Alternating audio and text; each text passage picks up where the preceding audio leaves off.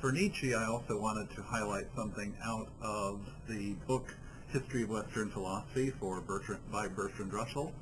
He was a person that Bertrand Russell had both admiration and suspicion for. Of course, Russell would always add his own influences, his own ideas into his analysis, which is one of the things that makes it both interesting and not always the most useful.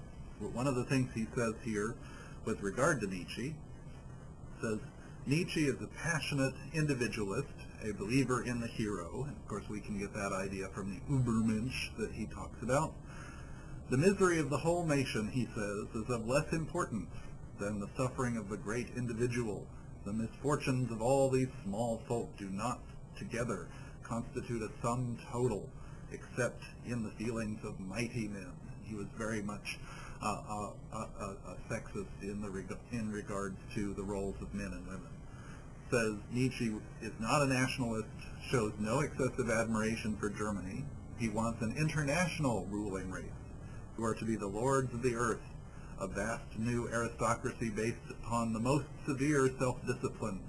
We can see in Nietzsche perhaps a bit of the Klingon, a bit of the Spartan, a bit of a lot of different things where we tend to think of a sort of tough, rugged individualist. In the sense of being an individualist, he taps into the same idea, the same strands of thinking as does Kierkegaard, but to a much different effect.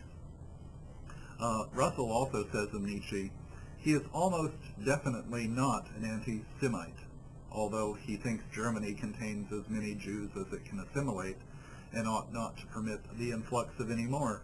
He dislikes the New Testament, but not the Old, of which he speaks in terms of the highest admiration.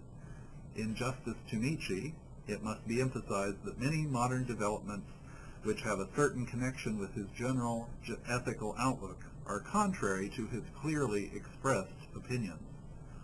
Of course, he had a bitter critique of Christianity. Kierkegaard also critiqued Christianity, but Kierkegaard was not against Christianity itself. He was just against the way it had become institutionalized and turned into a habit that wasn't taken very seriously.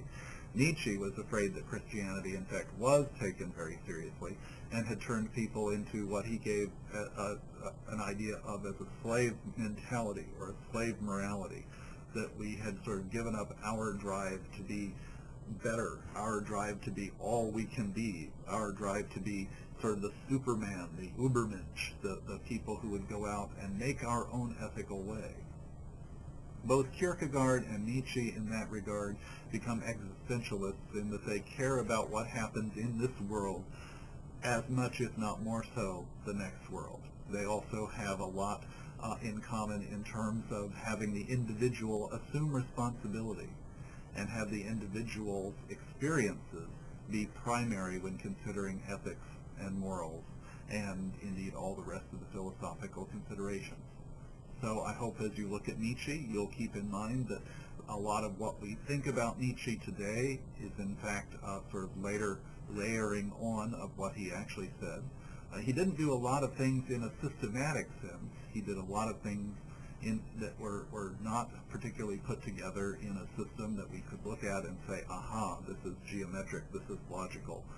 And in part that's due to Nietzsche's own life that was rather disorganized. So I look forward to seeing what you have to say about it.